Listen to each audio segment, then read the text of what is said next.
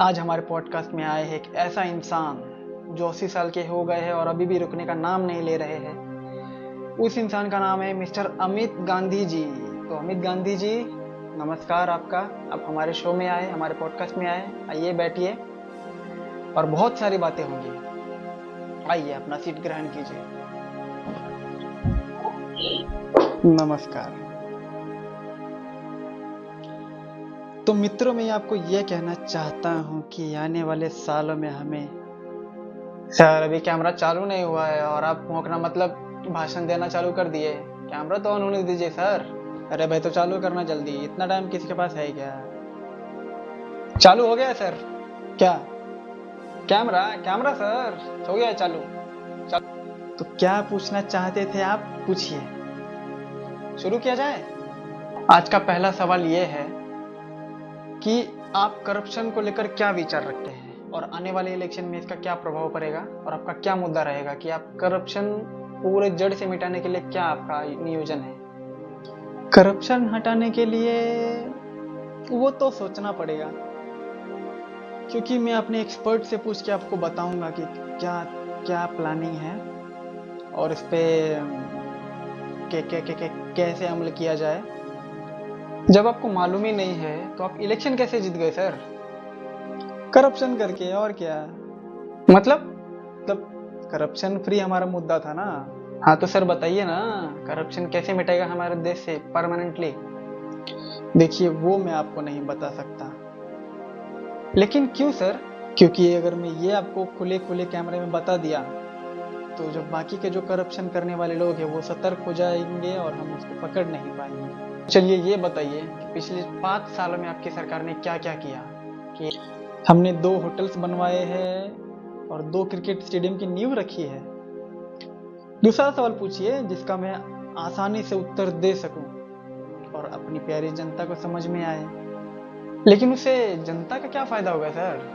लेकिन प्रदेश में पहले से ही 5 स्टेडियम बना हुआ है, बहुत सारे होटल है रहने के लिए। कुछ ऐसा बताइए जो जनता के उपयोग में हुआ हो। जनता को क्या फायदा मिला है अभी तक आपके सरकार में आने के बाद, वो बताइए सर। फायदा ही फायदा होगा।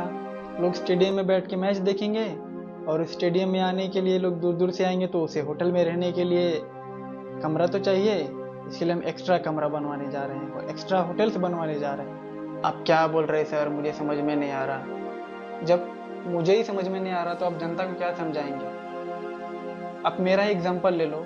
मैं डेली 10 से 15 किलोमीटर में अपने बाइक से जाता हूँ काम पे, ठीक है। स्ट्रीट्स है, फुटपाथ है, वो कचरों से भरे हुए, और मैं डेली सुबह जाके वही देखता हूँ, शाम को जाके वही देखता हूँ। सड़कें हमारी धूल से भरी हुई, रिवर फ्रंट हमारा इतना गंदा है, कोई किधर भी मूत रहा है, हग रहा है, कचरा फेंक रहा है। वो जो फुटपाथ वाला जो सबसे मेन एरिया, जो हमारा पॉश एरिया है, पिछले 5 किलोमीटर के दायरे में एक भी डस्टबिन नहीं है और हम बाद में बोलते हैं कि जनता कचरा सड़क पे फेंक रही है, डस्टबिन की गाड़ियां नहीं आ रही टाइम पे। कैसे बताएंगे सर?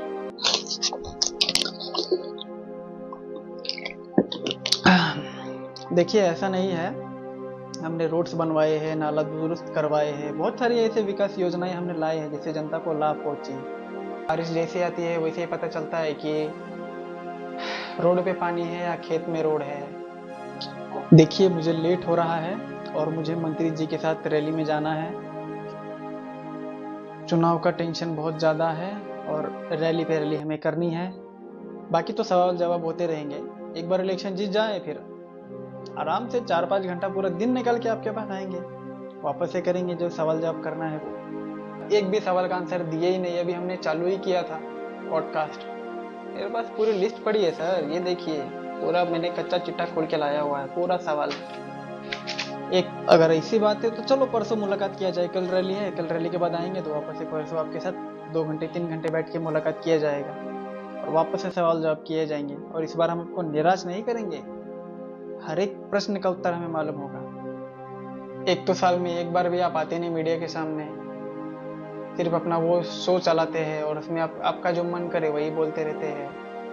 पता नहीं सर, हमें कब मौका दीजिएगा। मुझे नमस्कार, चलते हैं। 80 साल का बुड्ढा खुद संभाल नहीं सकता और चले हैं देश संभालने।